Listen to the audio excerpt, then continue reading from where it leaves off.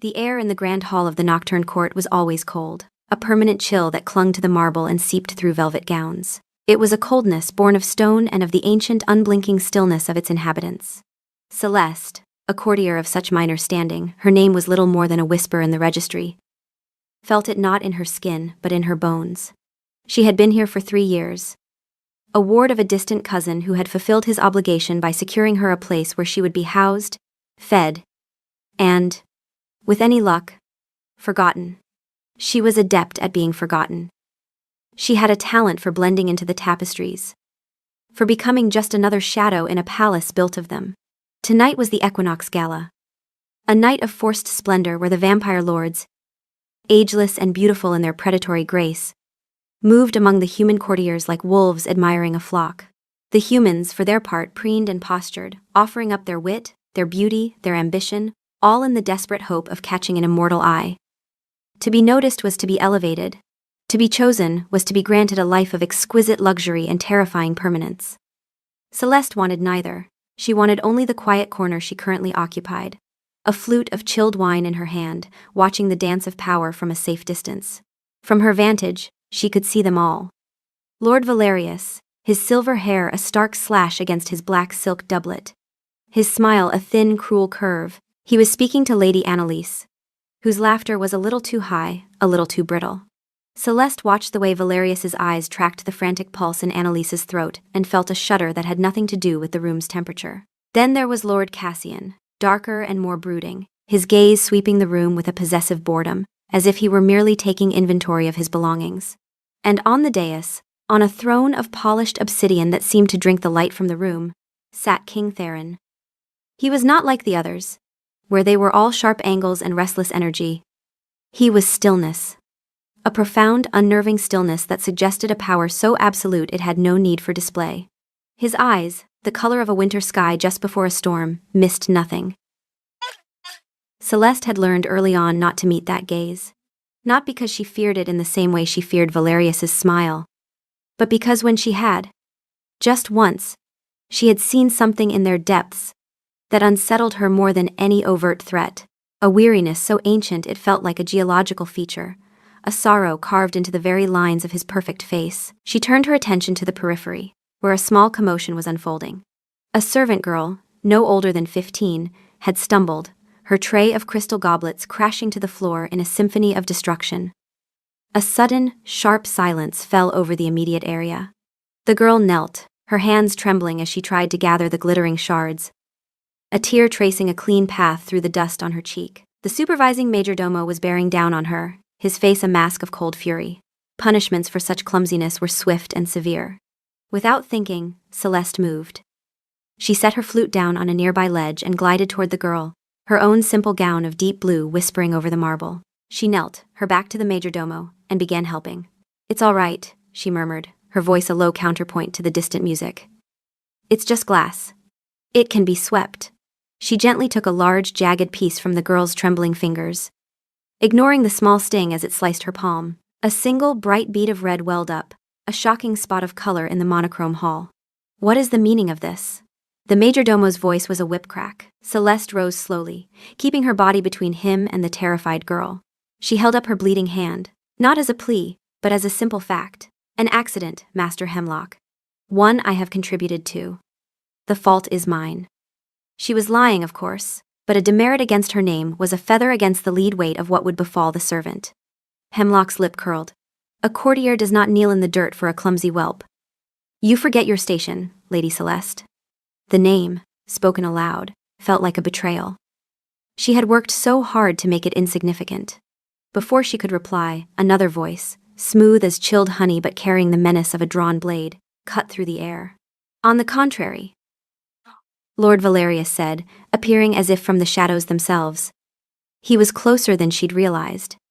His eyes were not on the majordomo, but on the drop of blood on her palm. "It seems the lady has a tender heart. A rare commodity in this court." His gaze lifted to her face, and for the first time, Celeste felt the full, undivided attention of an elder. It was not a pleasant sensation.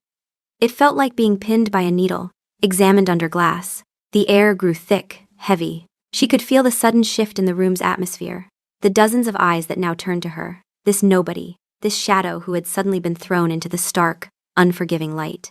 Lord Cassian materialized at Valerius's side, a matched set of predators. Indeed, Cassian murmured, his eyes lingering on her face with an appraising intensity. Compassion. How quaint.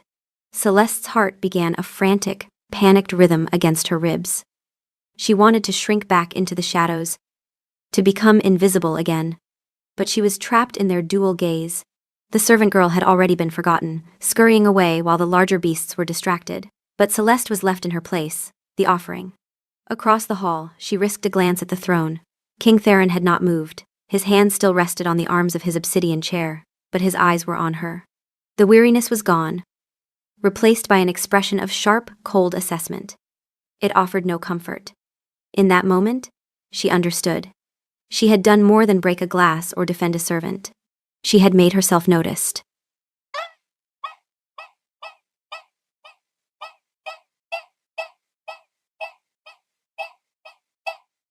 To be noticed was to be hunted.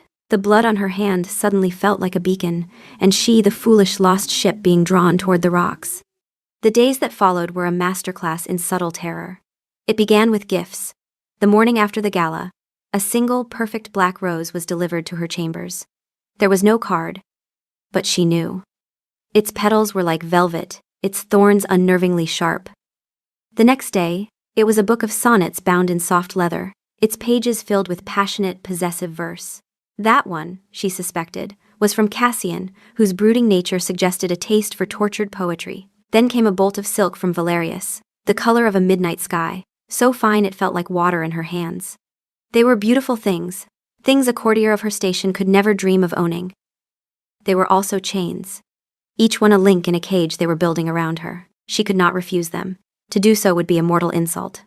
So she accepted them with a numb, polite nod to the royal couriers, then hid them away in a chest at the foot of her bed, as if breaking line of sight could somehow negate their meaning. The lords themselves were a constant, oppressive presence. They did not approach her directly in the crowded halls. Not yet. Instead, they watched. She would be taking her meager lunch in the courtyard, and she would feel a prickling on her neck, turning to see Valerius leaning against a far colonnade, his silver hair catching the pale sun, his eyes fixed on her. She would be reading in the library's quiet alcoves, and a shadow would fall over her page. Looking up, she would find Cassian standing at the end of the aisle, partially obscured by a bookshelf, observing her with an unnerving stillness. They were circling, a patient, predatory dance that everyone at court could see. Her life, once blessedly anonymous, was now the subject of endless speculation. Whispers followed her down corridors. Ladies who had never given her a second glance now watched her with a mixture of envy and pity. Valerius and Cassian. She heard one woman murmur to another as she passed. The girl must have some potent, hidden charm. Another sneered. Or she's simply fresh meat. They tire of their toys so quickly. Celeste learned the true meaning of loneliness. Her few acquaintances, other low-ranking courtiers, began to avoid her, not out of malice, but out of self-preservation. To be near her was to risk being caught in the blast when the lord's rivalry finally ignited. She ate alone, walked alone, and spent her nights in her small chamber. Sleepless, starting at every creak of the floorboards in the hall. The fear was a living thing inside her, a cold knot in her stomach that never unwound. She began to understand the nature of the prize for which they competed. It was not her hand in marriage, not in the human sense. They vied for the right to bestow the sanguine covenant, the blood bond. It was spoken of in reverent, romanticized tones at court, a sacrament, an eternal joining of souls. But Celeste had seen the bonded women. She had seen Lady Alara, Valerius's last prize, a stunning beauty who now moved through the court with a serene, empty grace. Her eyes held a placid sweetness that was deeply unsettling. She never spoke unless spoken to, and her entire being seemed to revolve around her lord. A perfect, beautiful satellite. Celeste had once thought it was devotion. Now, she feared it was something far more sinister. An erasure. One evening, desperate for a moment of peace, she slipped into the royal gardens, a place usually reserved for the highest echelons of the court. The moon was high and full, bathing the manicured hedges and pale roses in an ethereal silver light. She found a stone bench hidden within an alcove of jasmine. The sweet scent, a balm to her frayed nerves. She closed her eyes, just for a second, trying to remember what it felt like to not be afraid. You should not be here. The voice was low, calm, and came from so close behind her she gasped, her heart leaping into her throat. She spun around. It was King Theron. He was not wearing his crown or his formal regalia, but a simple, dark tunic and trousers. Without the trappings of his office, he looked younger, though the ancient weight in his eyes remained. He stood in the shadows of a cypress tree, and she had the sense he had been there for some time, watching her. "Your Majesty," she stammered, sinking into a clumsy curtsy. "Forgive me. I did not know. I will leave at once." "Stay," he commanded.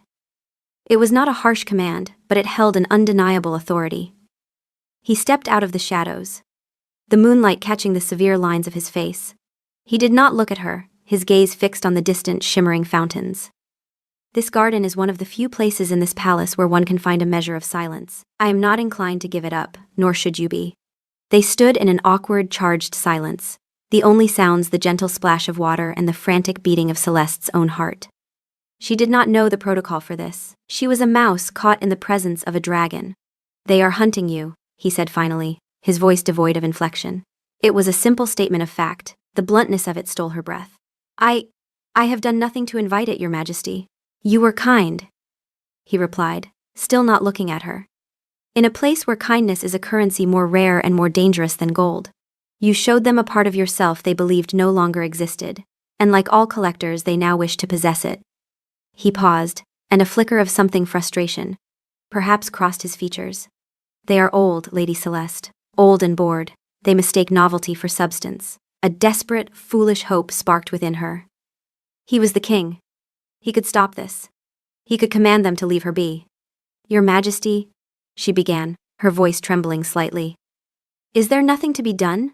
Could you not send me away? To a convent, perhaps? Or a distant estate? Somewhere they would not think to look?" At this, he finally turned to look at her. His stormy eyes met hers, and the hope she'd felt withered under the cold, hard reality she saw there. "The ancient laws forbid a king from banishing or relocating any courtier without elder council approval," he said, his voice tight with barely suppressed anger. "It was a safeguard my own ancestors put in place against tyranny, and now it binds me as surely as iron chains. To request your removal would require revealing my reasons to the council. They would demand to know why a king concerns himself with the fate of a minor courtier. And the moment they suspected I was protecting you from elder suitors, they would never approve. They would see through it immediately, and worse, their curiosity would be piqued. You would become even more valuable. A forbidden prize the king himself tried to hide."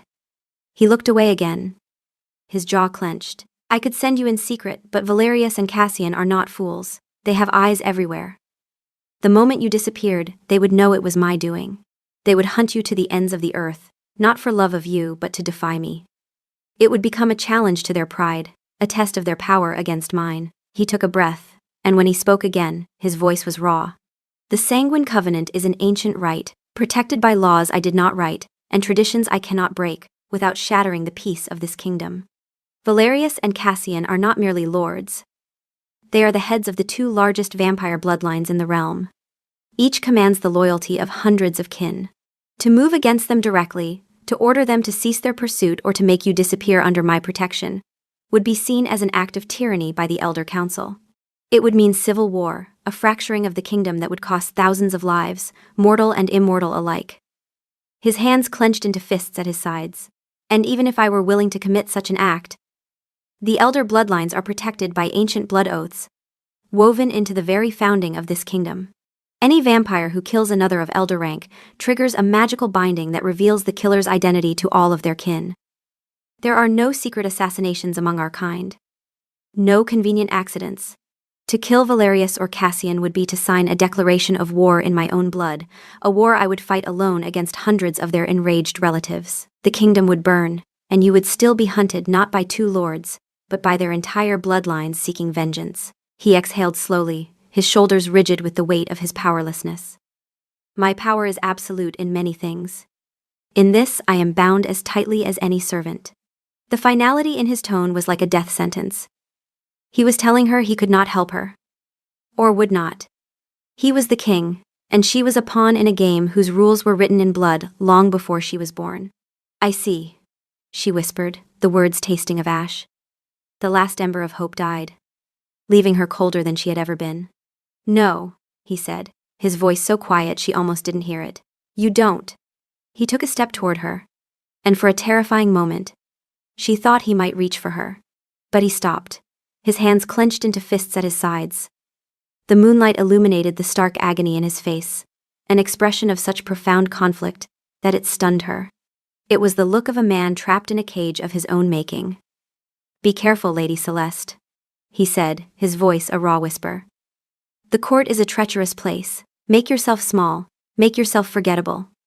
It is your only defense.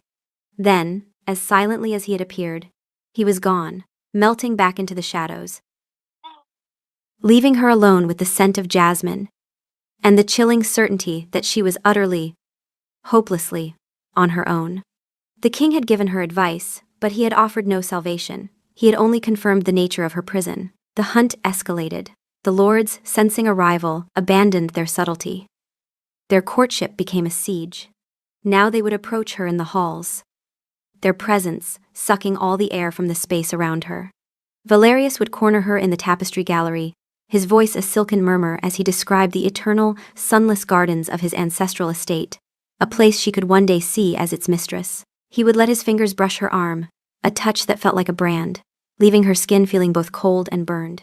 Cassian, in turn, would find her near the minstrel's dais, speaking of loyalty and devotion, of a bond that transcended mortal feeling. His dark eyes would bore into hers, attempting to plunder her thoughts, to find the key to her surrender. Their competition grew more overt, more dangerous. They began to clash in her presence, their ancient enmity flaring over the prize they both coveted. One afternoon, as Celeste was leaving the scriptorium, she found them both waiting for her in the corridor, blocking her path. Lady Celeste, Valerius began, stepping forward with a predatory smile. I was just telling Lord Cassian that the pale shades of the library do not do your complexion justice. You belong in the sun. The sun burns, Cassian countered, his voice a low rumble. She requires the cool, steady light of the moon, a light I can provide. You would see her fade into the shadows as you have, Valerius sneered. I would see her illuminated. They were not speaking to her, but at each other, using her as the battlefield. Celeste stood frozen between them, a sparrow between two circling hawks. Her breath came in shallow bursts. She felt the eyes of other courtiers on them, the way people flattened themselves against the walls to give the impending conflict a wide berth. My lords, she finally managed, her voice a thin thread. You honor me, but I must. I have duties to attend to. It was a feeble attempt at escape, and they both knew it. Valerius's smile widened. Your only duty, my dear, is to choose. Panic, cold and sharp, seized her. A choice between two different kinds of annihilation. Before she could formulate another desperate excuse, a clear, authoritative voice cut through the tension. Lord Valerius, Lord Cassian. King Theron stood at the end of the hall. He had not raised his voice, yet it carried with an unmistakable weight that silenced the corridor. The two lords turned, their expressions shifting from predatory rivalry to a guarded deference. Your Majesty, they said in unison, bowing their heads. Theron's gaze was like ice. He did not look at Celeste, focusing entirely on the two lords. I find it curious, he said, his voice dangerously soft, that two of the most senior members of my court have so much time to squander in idle pursuits. There are matters of state that require your attention. Valerius, the trade ledgers from the southern provinces are unaudited. Cassian, the reports from the western garrisons are overdue. I trust you will both find a more productive use for your afternoon. It was a clear, public dismissal, a rebuke. The two lords exchanged a dark look, their jaws tight with barely concealed fury, but they could not disobey a direct command from the king. With another curt bow, they turned and departed in opposite directions, their anger a palpable wave in their wake. The corridor slowly returned to life, people resuming their business, though their whispers were now about the king's unexpected intervention. Celeste was left standing alone, her heart hammering against her ribs with a mixture of terror and a fragile, disbelieving relief. Theron's eyes finally fell upon her. The cold authority in them softened, just for an instant, replaced by that same, deep-seated weariness she had seen before. He gave her a single, almost imperceptible nod, a silent acknowledgement that accomplished nothing and everything at once.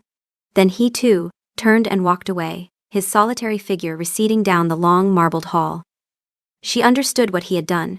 He had bought her time, a brief reprieve. But he had not solved the problem, he had merely postponed it. In publicly chastising two powerful elders, he had raised the stakes. He had inadvertently made her more valuable, her symbolic worth now tied to the pride of two ancient lords and the authority of the king himself. His intervention was not a shield. It was a spotlight, and it was now fixed, directly, blindingly, upon her. The cage was still there, its door still shut, and the king had just reminded the keepers of the value of the bird inside. The night of the celestial mask arrived, marking the apex of the social season.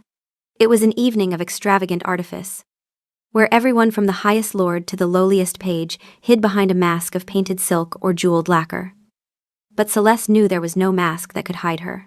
The lord's interest had become a suffocating obsession, and the court buzzed with the unspoken question of which of them would finally make his claim.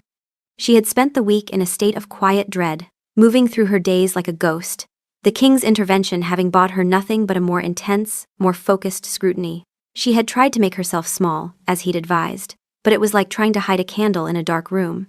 Its light only seemed brighter for the effort. She chose a simple mask of dark blue feathers, one that obscured the upper half of her face but did little to conceal her identity. Her gown was the same deep blue, a color she hoped would allow her to melt into the twilight hues of the ballroom. But the moment she entered, she felt their eyes on her.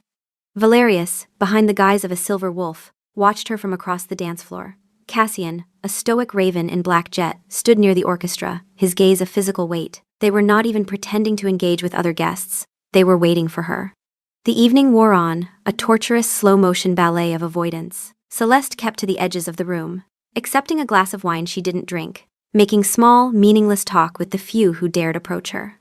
Every step was calculated, every glance over her shoulder a confirmation of the inevitable. She felt like a fox, hearing the baying of the hounds growing ever closer. Then, the music swelled for the midnight waltz, the most significant dance of the evening. It was tradition for major announcements, betrothals, alliances, and claims to be made just after. This was the moment she had been dreading.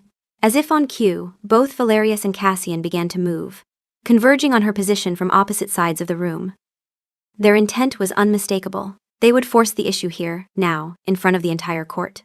Panic, stark and absolute, flooded her.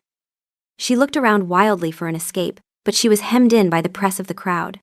Her eyes darted to the dais, searching for the king. Theron sat on his throne, his mask a simple, unadorned piece of black iron that seemed more a part of his face than a disguise. He was watching the scene unfold, his posture rigid, his hands gripping the arms of his throne so tightly his knuckles were white.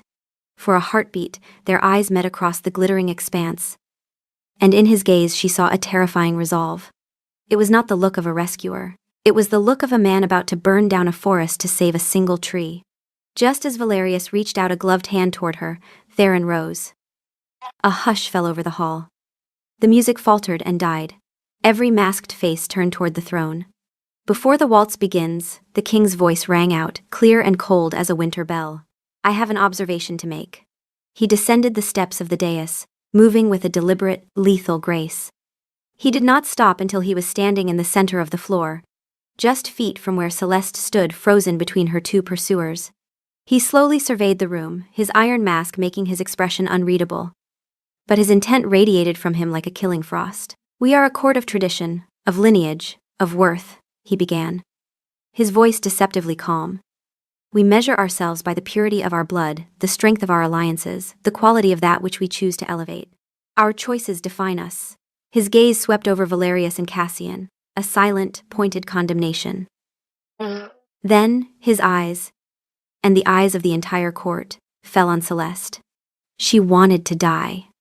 She wanted the marble floor to open up and swallow her whole.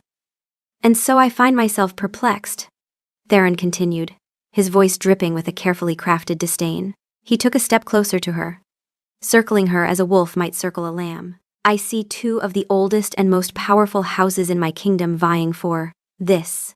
He gestured toward her with a flick of his wrist, a gesture of utter dismissal. Celeste flinched as if struck. A collective gasp rippled through the room. This girl, Theron said, his voice rising, each word a precisely aimed dart. A courtier of no name, no notable lineage. A ward of a minor house from the farthest, most forgettable corner of the kingdom. Possessing no particular wit, no remarkable beauty, no dowry of any consequence. He stopped in front of her. So close, she could see the faint tracery of lines around his eyes behind the mask. He looked down at her, and his voice dropped to a tone of scathing public pity. She is adequate, a harmless, simple creature, suitable, perhaps, as a companion for a lesser knight or a merchant's second son. Every word was a physical blow. Celeste's blood ran cold, then hot with a shame so profound it threatened to suffocate her. She could feel hundreds of pairs of eyes on her, feel their judgment, their scorn, their morbid fascination. She was no longer a person. She was an object, being publicly dissected and found wanting. And yet, Theron's voice boomed, turning his fury back on the two lords. My most esteemed elders compete for her as if she were the prize of the century. What does this say of you, my lords? That your standards have fallen so low? That your boredom has led you to find amusement in polishing a common riverstone and pretending it is a diamond? He laughed, a short, ugly sound entirely devoid of humor. You embarrass yourselves. You embarrass this court. You insult the very tradition you claim to uphold by placing value where there is none. He turned his back on her then, a final, damning gesture. Find a prize worthy of your station, he commanded, his voice ringing with the unassailable power of the throne. This one is beneath you. She is beneath notice. She is worthless. The final word hung in the dead silence of the hall. Worthless. It echoed in the vast space, multiplied by the shocked stillness of the crowd. It burrowed into Celeste's heart, a poisoned seed taking root. She could not breathe. The edges of her vision blurred. She saw Valerius and Cassian, their postures stiff with humiliation and rage. Not at her, but at the king who had so thoroughly unmanned them. She saw the masked faces of the court, their expressions a mixture of shock, cruel amusement, and pity. The king had not saved her. He had annihilated her. He had taken her name, her dignity, her very sense of self, and ground it into dust on the ballroom floor.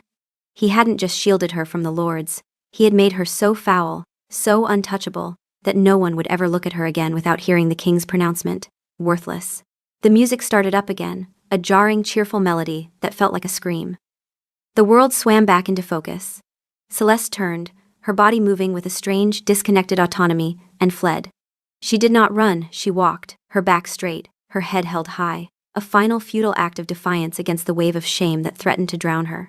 She walked through the parting sea of courtiers, their whispers like the hissing of snakes, and did not stop until she was out of the ballroom, out of the light, and alone in the cold, dark hall, where she finally leaned against the stone wall and shattered. The walk back to her chambers was a journey through a nightmare. The whispers were real now, no longer confined to speculation. They were sharp, pointed, and cruel. Worthless, she heard from a shadowed alcove. The king himself said it. Faces turned away as she approached. Doors that had once been open to her were now closed. In the space of 10 minutes, she had become a ghost, a cautionary tale, a social leper. King Theron had not merely destroyed her reputation, he had erased her. In the days that followed, a minor lord from the eastern provinces, newly arrived at court and eager to make his mark, quietly inquired among his peers whether the girl might now be available, her price lowered by the king's scorn. The response was immediate and brutal. To pursue her now, an older courtier had sneered, would be to announce to the entire realm that your standards are so low, even refuse appeals to you. You would be a laughingstock. The king has made her untouchable, not as a prize, but as a cautionary tale. The young lord never spoke of her again. She reached her room and locked the door. The sound of the bolt sliding home, a final, definitive severing. She leaned against the wood, her whole body trembling with the aftershocks of the humiliation. She tore the feathered mask from her face and hurled it across the room, where it struck the wall with a pathetic, soundless flutter. She did not cry. The pain was too deep for tears, a cold, heavy stone in her chest.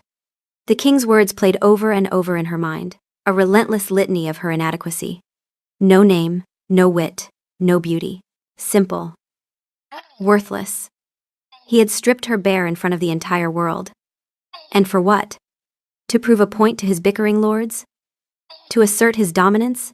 She had been nothing more than a tool, a means to an end, and now that her purpose was served, she had been discarded. The brief, Fleeting moments of connection, she'd imagined the shared silence in the garden. The flicker of understanding in his eyes were revealed as a foolish, desperate fantasy. He was no different from the others. He was just more powerful, and therefore, more cruel. Sometime before dawn, the trembling stopped, replaced by a hollow, crystalline clarity. There was nothing left for her here. To stay would be to endure 1,000 tiny deaths every day, to live forever in the shadow of her public disgrace. Her life at court was over. She moved with a quiet, desperate efficiency. She had little to pack.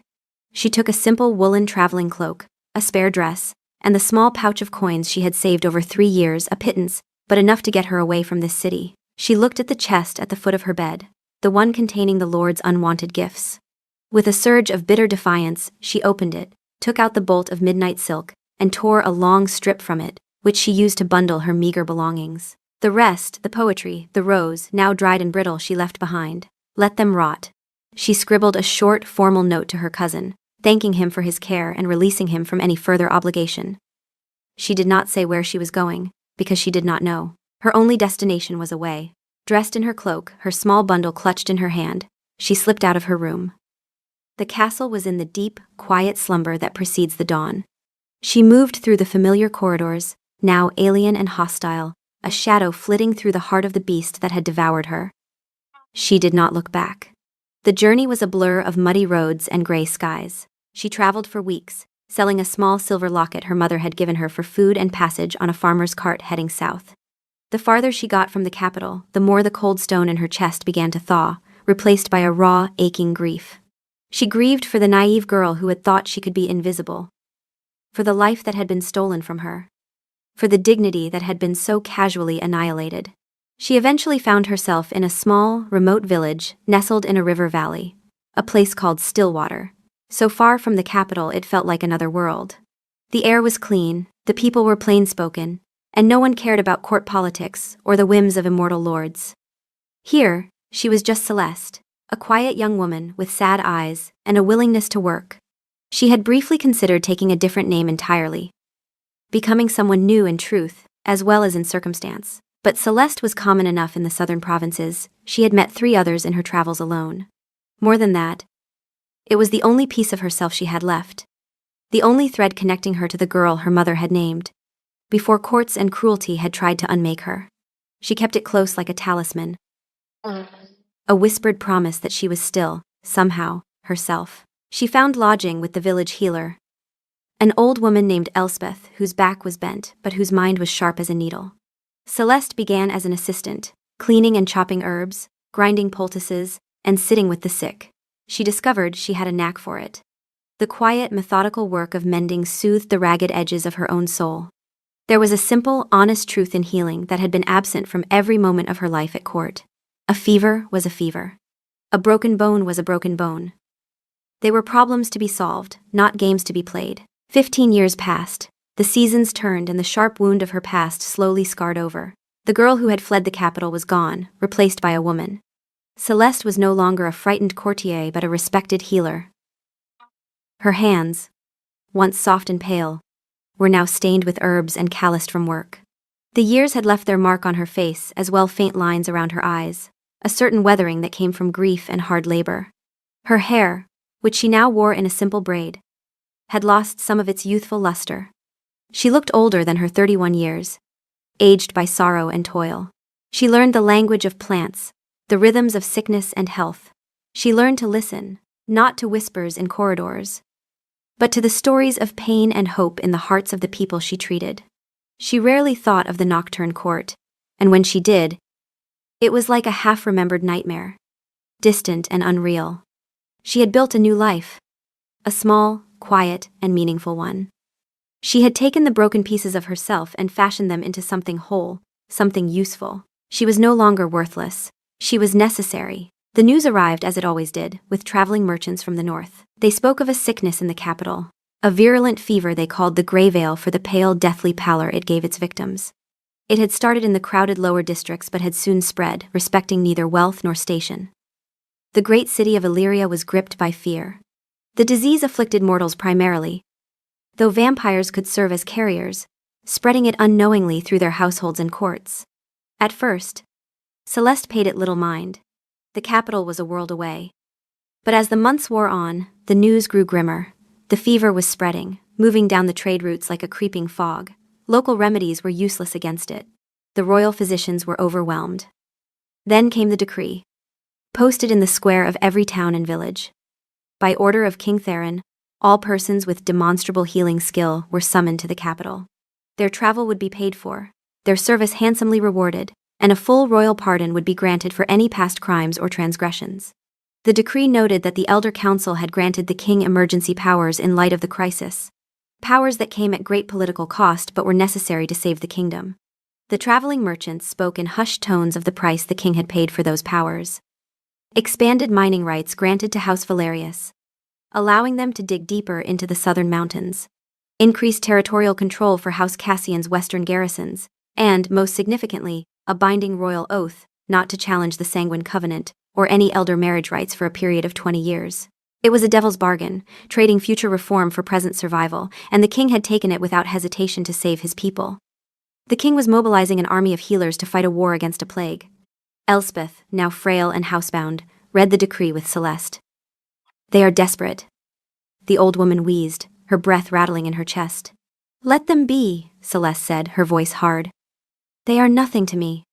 The thought of returning to that city, to those stone halls, sent a shard of ice through her veins. "You are the best healer in this valley," Elspeth said, her faded eyes sharp. "You've a gift for it. A calling. A calling does not care for geography, my girl. It does not care for old wounds." Celeste fought against it for days. The capital was the site of her greatest trauma, the source of a pain she had worked so hard to overcome. To return felt like a surrender, a reopening of a wound she had believed closed.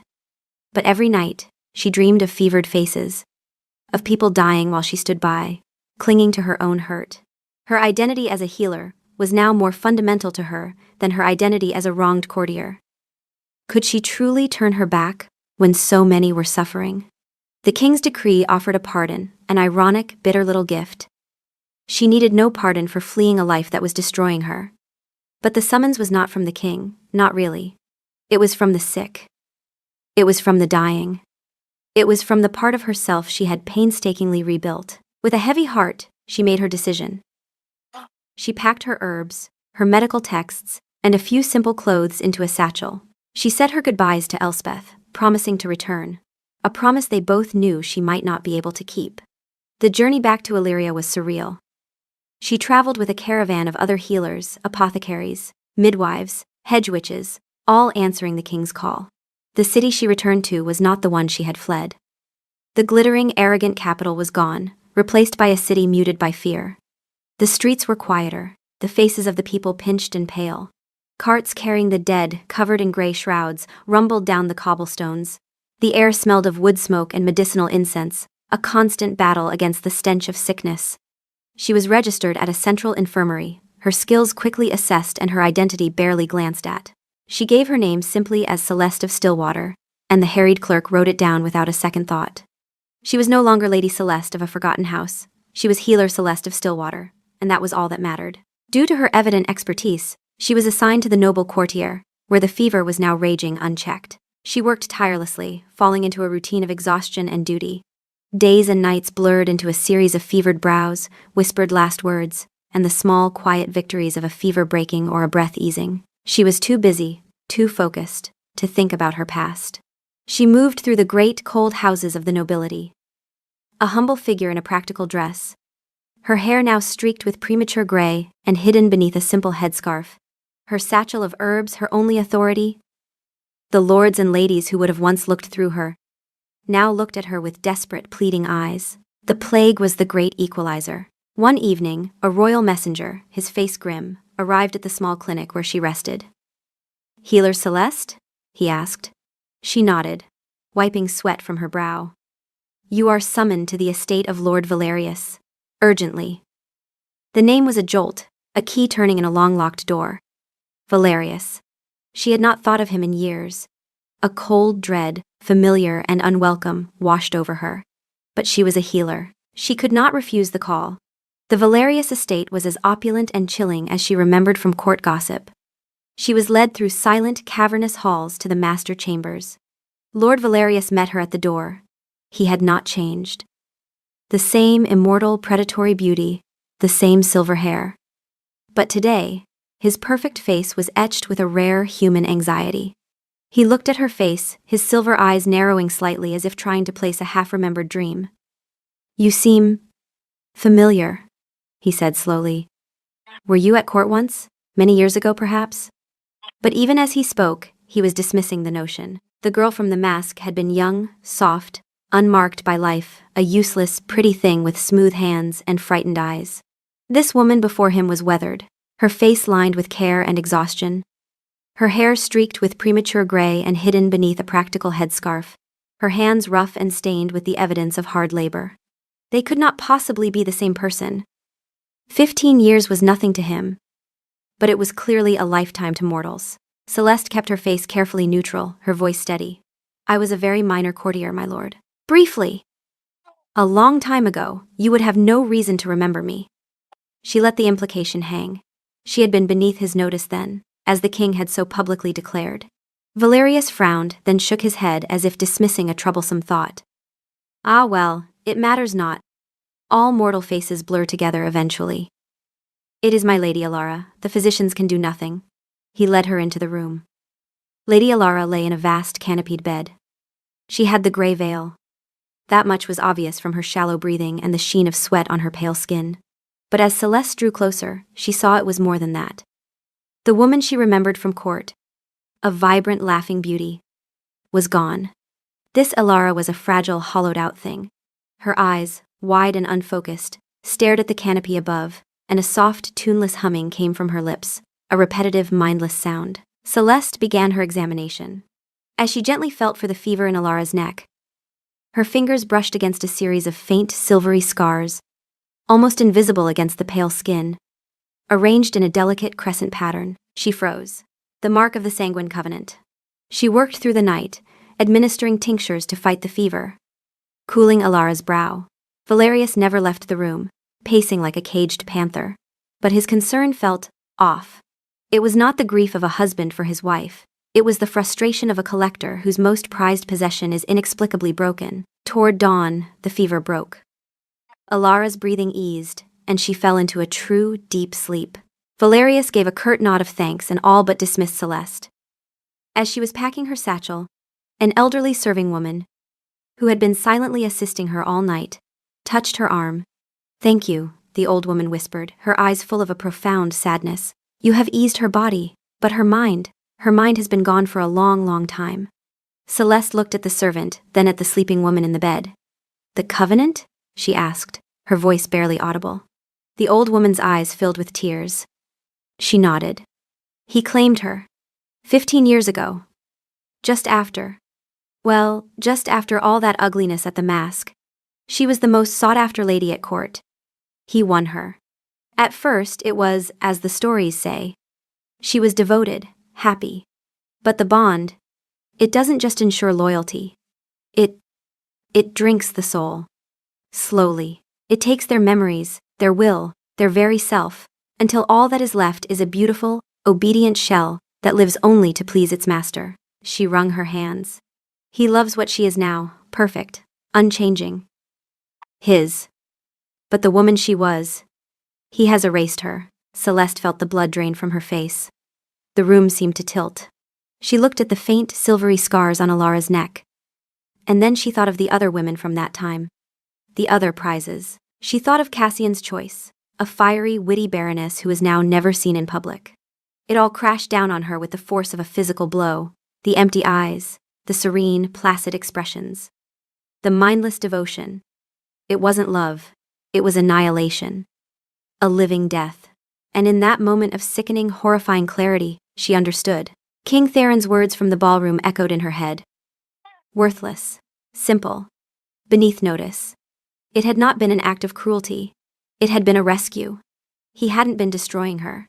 He had been building her a shield out of the most powerful materials he had. Shame and scorn. He had made her so undesirable, so publicly reviled, that no lord would ever claim her. He couldn't save her honor, so he had sacrificed it to save her soul. The crushing weight of her humiliation, the burden she had carried for 15 years, suddenly reconfigured itself into the most profound, desperate, and agonizing act of protection she could possibly imagine. She stumbled out of the Valerius estate and into the gray dawn, her entire world remade. She had not been discarded. She had been saved. The call came 3 days later. The gray veil had breached the palace walls. The king's own household staff were falling ill, and the royal physicians, depleted and exhausted, were losing the battle. Healer Celeste of Stillwater, whose success in the noble courtier had become the subject of hopeful rumor, was summoned to the royal palace itself. Walking through those gates for the first time in 15 years was like stepping into a half-forgotten dream. The palace was both the same and utterly different. The cold marble, the soaring arches, the oppressive opulence, it was all as she remembered. But the fear that had once been hers alone now permeated the very stone. The halls were mostly empty, the usual throngs of courtiers and petitioners gone. The few people she saw moved with a grim purpose, their faces hidden behind cloth masks scented with herbs. The heart of the kingdom was under siege from within. She was led not to the grand throne room or the formal receiving chambers, but to the king's private wing, a part of the palace she had never seen. The guards at the door, their faces stoic behind their steel helmets, simply nodded her through. She found him in his study. The room was vast, lined from floor to ceiling with books. A fire crackled in a large hearth, casting flickering shadows across the shelves. And in the center of it all, standing before a large table, covered in maps and charts, was King Theron. He was not wearing his crown. Like in the garden all those years ago, he was dressed in a simple black tunic. He looked tired. The centuries of weariness she had once glimpsed in his eyes were now carved into his face, stark and undeniable. He had not slept. He had been fighting this war on all fronts, and it was taking its toll. He turned as she entered, and his stormy eyes met hers. For a long moment, neither of them spoke. The air crackled with the weight of 15 years of silence, of pain, of misunderstanding. He saw not the frightened girl in a borrowed gown, but a woman, her face calmer, stronger, marked by time and hardship, her healer's hands stained with her trade. And she saw not the cruel, distant monarch who had destroyed her, but the man whose terrible sacrifice had given her the life she now lived. "Healer," he said finally, his voice a low rasp. It was not a title, but a statement of fact, of acknowledgement. "Your Majesty," she replied, her voice steady. She did not curtsy. They were beyond such formalities now. "They say you have a gift," he continued, his gaze unwavering. "That you have turned the tide in the courtier. I have some skill with herbs," she said simply. "And I am not afraid of the sick." Silence descended again, thicker this time. It was a silence filled with everything that had never been said. He took a half step toward her, then stopped, as if held by an invisible chain. "Why did you come back, Celeste?" he asked, his voice raw. "To this city? To this place that treated you so cruelly?" She held his gaze. And the answer that rose in her was the truest thing she had ever known. She had been preparing her confrontation for 3 days, imagining the anger, the questions, the accusations. But seeing him now, seeing the profound loneliness that clung to him like a shroud, all of it melted away, leaving only a single, vital question. "I went to the Valerius estate," she said, her voice quiet but clear in the still room. "I treated Lady Ilara." She paused, letting the name hang in the air between them. "Tell me, Your Majesty, is she happy?" The question struck him with the force of a physical blow. A tremor went through his powerful frame. The carefully constructed mask of the king, the one he had worn for centuries, shattered. He turned away from her, bracing his hands on the map-covered table, as if he could no longer support his own weight. His shoulders slumped. "Happy?" he repeated, the word a shard of glass in his throat. "She is content. She feels no pain, no fear, no sorrow." He looked up, his eyes meeting hers in the reflection of the polished wood of the table. "She also feels no joy, no love, no hope. She is a beautiful, flawless music box that plays the same sad tune over and over. Valerius has his perfect prize. And she has nothing. She is nothing." The confession, so stark and brutal, was all the confirmation she needed. But it wasn't enough. She had to hear it all. "Why?" she whispered, taking a step closer. "Why me? Why did you do it?" He straightened up slowly, turning to face her fully. The agony on his face was terrible to behold. It was the face of a man who had carried an impossible burden, alone, for a very long time. Because I saw you, he said, his voice thick with an emotion she couldn't name. From the first day you arrived at court. You were quiet, you were unassuming, but you were not empty. I watched you. I saw the way you looked at the art, not to be seen looking, but because the colors moved you. I saw the way you were kind to the servants, not for reward, but because it was your nature. In a court full of polished stone, you were a wildflower growing in a crack in the marble. You had a spirit, a light, that I had not seen in 100 years. He took a step toward her, his hands still clenched at his sides. And I saw them see it too. Valerius. Cassian. I knew what they wanted. Not to cherish that light, but to capture it. To own it. To put it in a cage until it went out. The covenant would not have just bound you, Celeste. It would have extinguished you. I could not let that happen. Tears she hadn't known she possessed welled in her eyes. You could have sent me away, she choked out. You could have. I tried, he interrupted, his voice breaking. God help me, I tried everything within my power. But the laws bound me. To openly protect you would have made you more valuable. More hunted. To send you away in secret would have triggered their pursuit, and they would have seen it as a challenge to their pride, to my authority. They would have torn the kingdom apart looking for you, not because they loved you, but to prove they could defy me. His hands trembled. I could not make you safe by protecting you. I could only make you safe by making you worthless. I had to destroy the very thing I loved to save it. He stood before her, stripped of his kingship, his power, his pride. He was just a man, confessing the terrible calculus of his choice. He had chosen her freedom over his own peace, her soul over his own conscience. That night in the garden, he whispered, his eyes pleading with her to understand. I wanted to tell you. I wanted to warn you, to explain, to beg your forgiveness in advance for what I was about to do, but I couldn't risk it. If they suspected my interest, if anyone guessed that I cared for you, it would have been 1,000 times worse. So I gave you useless advice and walked away. It was the hardest thing I had ever done. He paused, his breath catching. Until the mask. To stand there and say those words to you, to watch the light in your eyes die. It was a wound.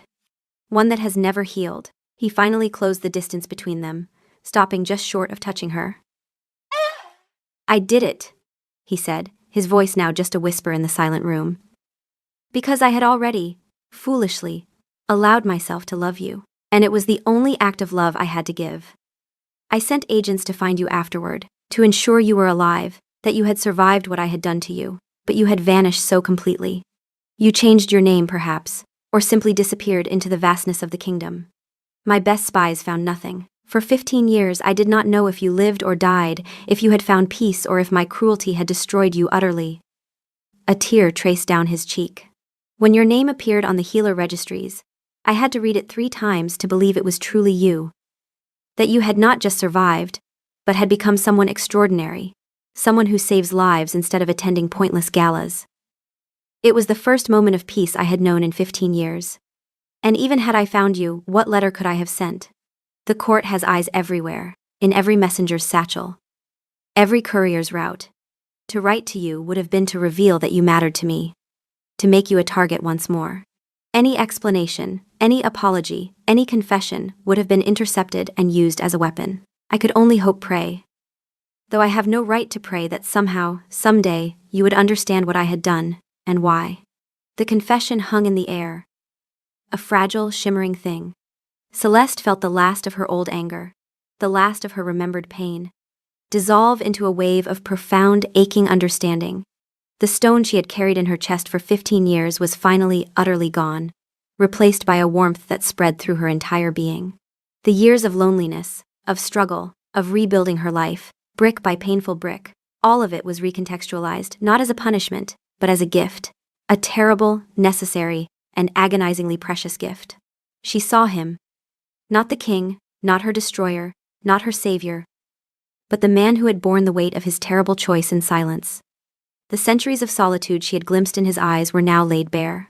He had been as much a prisoner of his crown as she had been of the court. Without thinking, she raised her hand and gently, tentatively, laid it on his arm. His skin was cool, but a tremor ran through him at her touch, a current of shock and relief.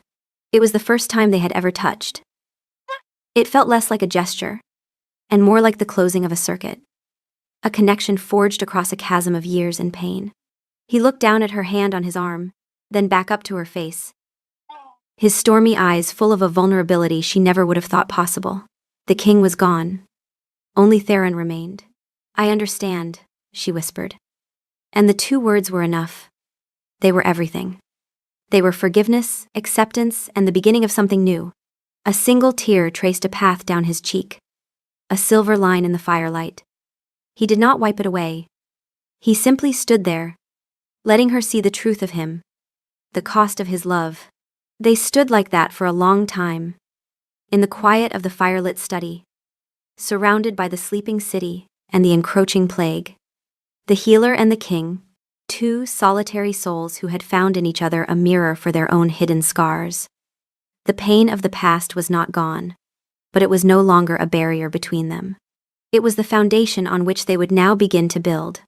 The air was no longer thick with unspoken words, but with a quiet, resonant peace. She did not remove her hand, and he did not move away. In that shared stillness, a different kind of healing began, one that had nothing to do with herbs and fevers, and everything to do with the slow, courageous mending of two fractured hearts. They began to talk, their voices low in the quiet of the study. The centuries of his life, the 15 years of hers, they unspooled them for each other, weaving them into a single, shared tapestry.